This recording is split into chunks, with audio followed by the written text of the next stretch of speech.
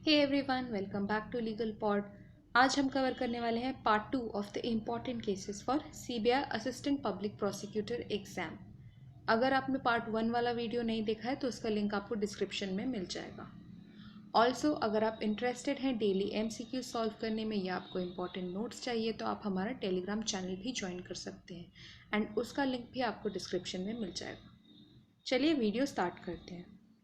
सबसे पहला important case है हमारा अनिल कुमार वर्सेस एम के अयप्पा 2013।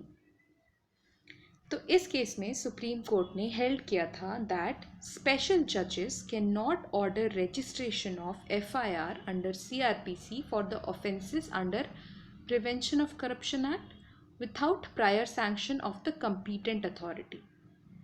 तो इस केस में क्या हुआ था कि प्रिवेंशन ऑफ करप्शन एक्ट के सेक्शन 19 के अंदर क्या होता है कि किसी भी पब्लिक सर्वेंट को प्रोसिक्यूट करने से पहले कंपीटेंट अथॉरिटी का सैंक्शन लेना ज़रूरी होता है। तो बस सुप्रीम कोर्ट ने ये हेल्ड किया, जो स्पेशल जजेस अपॉइंट होते हैं हमारे प्रिवेंशन ऑफ करप्शन एक्ट के अंदर, वो एफआईआर रजिस्टर करने का ऑर्डर नहीं दे सकते without prior sanction of the competent authority.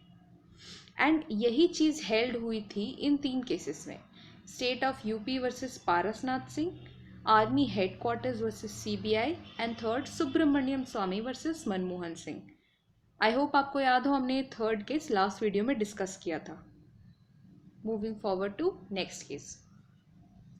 Next case है हमारा Sanjay Kumar Kedia versus narcotics control bureau 2009। तो ये केस कंसर्न करता है हमारा आईटी एक्ट 2000 को, और इस एक्ट को देखने से पहले हमें 2 सेक्शन पढ़ना ज़रूरी है। तो पहला इंपॉर्टेंट जो सेक्शन है वो हम पढ़ेंगे, वो है section 2W of the IT act. तो ये डिफाइन करता है कि intermediary under information technology act कौन होते हैं। तो जैसे internet service providers, search engines, social media platforms, cloud service provider, cyber cafe, ये सारे क्या हैं हमारे इंटरमीडियरीज। जैसे गूगल या फेसबुक या इंस्टाग्राम, ये सारे क्या हैं, इंटरमीडियरीज हैं अंडर दिस एक्ट। तो ये इन्हें डिफाइन कैसे करता है, any person who on behalf of another person receives, stores, transmits that record और provides any service with respect to that record. जैसे कि क्या, फेसबुक का एग्जाम्पल ले लीजिए। फेसबुक आपके बिहाफ पे आपका इंफॉर्मेशन स्टोर करता है या आपके लिए इंफॉर्मेशन रिसीव करता है, ट्रांसमिट करता है। तो क्या तो फेसबुक हमारा यहाँ पे इंटरमीडियरी कहलाया। ठीक है। नेक्स्ट इंपॉर्टेंट सेक्शन है हमारा section 79 of the information technology act. तो सेक्शन 79 क्या बोलता है कि जो हमने इंटरमीडियरीज अभी पढ़े, उनके ऊपर सर्टेन लाइबिलिटीज़ होती है, ठीक है, लेकिन उनको कुछ एग्जेम्पशन मिल जाता है इस सेक्शन के अंडर। तो सेक्शन 79 है exemption from liabilities of intermediaries in certain cases. ठीक है। तो पहला पॉइंट बोलता है कि N intermediary shall not be liable for any third party information, data, communication link made available और होस्टेड बाय हिम। इसका क्या मतलब हुआ कि जैसे मान लीजिए एग्जाम्पल लेके, फेसबुक एक इंटरमीडियरी है और उसमें कोई थर्ड पार्टी है। आप हैं, फेसबुक में आपका अकाउंट है और एक कोई थर्ड पार्टी है, कोई भी एक पेज है। तो अगर वो पेज कोई भी डेटा या कम्युनिकेशन लिंक या इंफॉर्मेशन शेयर कर रहा है, ठीक है, जो कि फेसबुक अवेलेबल कर रहा है या होस्ट कर रहा है, तो ऐसे में फेसबुक लायबल नहीं होगा, ऐसा ये फर्स्ट पॉइंट बोलता है। लेकिन इसके कुछ एक्सेप्शंस भी हैं जो हम आगे पढ़ेंगे। सेकंड पॉइंट बोलता है ये जो हमने पढ़ा, लायबल नहीं होगा फेसबुक या कोई भी इंटरमीडियरी, वो कब अप्लाई होगा। पहला point, the function of intermediary is limited to providing access to a communication system over which information made available by the third party is transmitted or temporarily stored or host। यानी कि जो example से समझे तो Facebook का काम सिर्फ access provide करना है, ठीक है, इंफॉर्मेशन का एक्सेस जो थर्ड पार्टी अवेलेबल कर रही है। ठीक।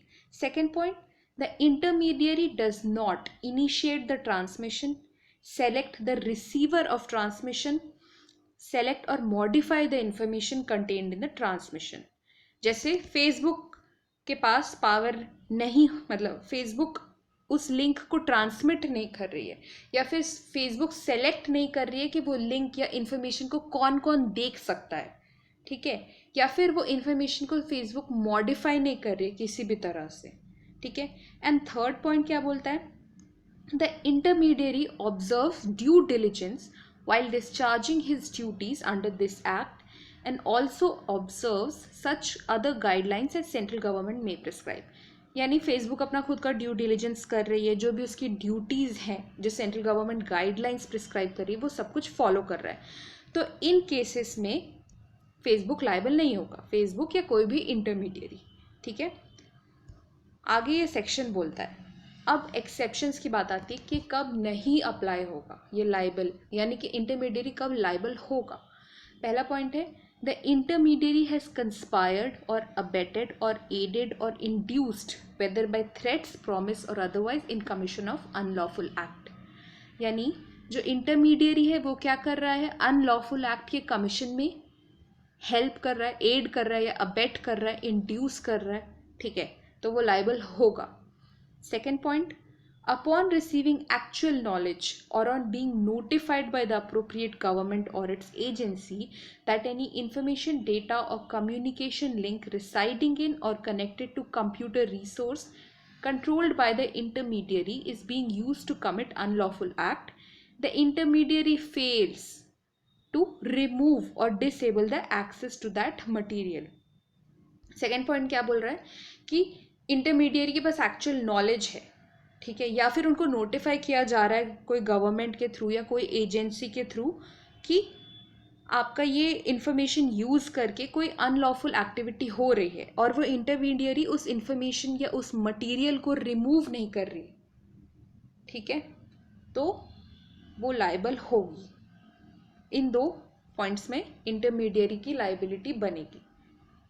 For the purpose of this section, the expression third party information means any information dealt with by an intermediary in his capacity as an intermediary। ठीक है, moving back to the case, तो Sanjay Kumar Kedia versus narcotics control bureau वाला जो case है, इसमें section 79 of the IT act के बारे में बात किया गया था। इसमें बोला गया कि section 79 restricts immunity to the intermediaries on the premise that intermediary has the actual knowledge of the fact that any information, data, communication link or connected to a computer resource controlled by the intermediary is used to commit unlawful act, and intermediaries fail to expeditiously remove or disable the access to the material, जो कि हमने section में पढ़ा, ठीक है। आगे बोला गया कि एक्चुअल नॉलेज का मतलब क्या होता है। Actual knowledge here means constructive knowledge, that is a person is deemed to have constructive knowledge of the content of the material which would put a reasonable and prudent person on notice as to the suspect nature of the material. In other words, intermediary knows or has reason to believe that information content it is transmitting is unlawful। Actual knowledge मतलब constructive knowledge, यानी intermediary को एक idea है या उनके पास एक reason to believe है कि जो भी इंफॉर्मेशन या मटेरियल उनके पास उनके अपलोड किया गया है वो अनलॉफुल है, ठीक है, तो ऐसे में उनकी लाइबिलिटी बनती है। Moving forward to the next case. Next important case है हमारा CBI versus state of Rajasthan 2001। तो इसमें केस उठा था, क्वेश्चन उठा था कि जो हमारे मैजिस्ट्रेट होते हैं वो अपना पावर यूज़ करके अंडर सेक्शन 156(3) ऑफ सीआरपीसी क्या वो सीबीआई इन्वेस्टिगेशन ऑर्डर कर सकते हैं या नहीं।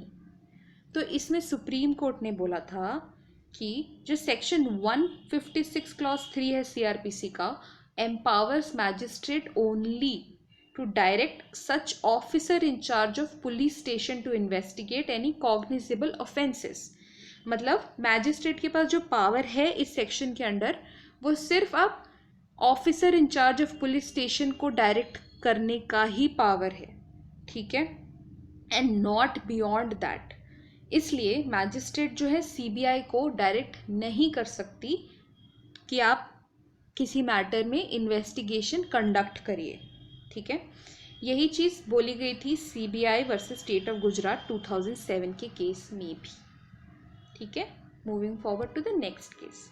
अब हमने ये तो पढ़ लिया कि मैजिस्ट्रेट के पास पावर नहीं होती CBI इन्वेस्टिगेशन ऑर्डर करने के लिए, पर क्या हाई कोर्ट और सुप्रीम कोर्ट के पास पावर होता है? तो ये क्वेश्चन यहाँ पर रेज हुआ था, state of West Bengal versus committee of protection of democratic rights West Bengal 2010। तो क्या हुआ था यहाँ पे कि 5 जज बेंच ऑफ सुप्रीम कोर्ट को ये क्वेश्चन डिसाइड करना था कि whether the high court under article 226 of the constitution can direct CBI, ठीक है, to investigate offence within the territory of a state without the consent of the state government. ठीक है, state government के consent के बिना क्या high court जो उस पर्टिकुलर स्टेट के टेरिटरी में अगर कोई ऑफेंस हुआ है तो क्या वो CBI को डायरेक्ट कर सकती है इन्वेस्टिगेशन के लिए?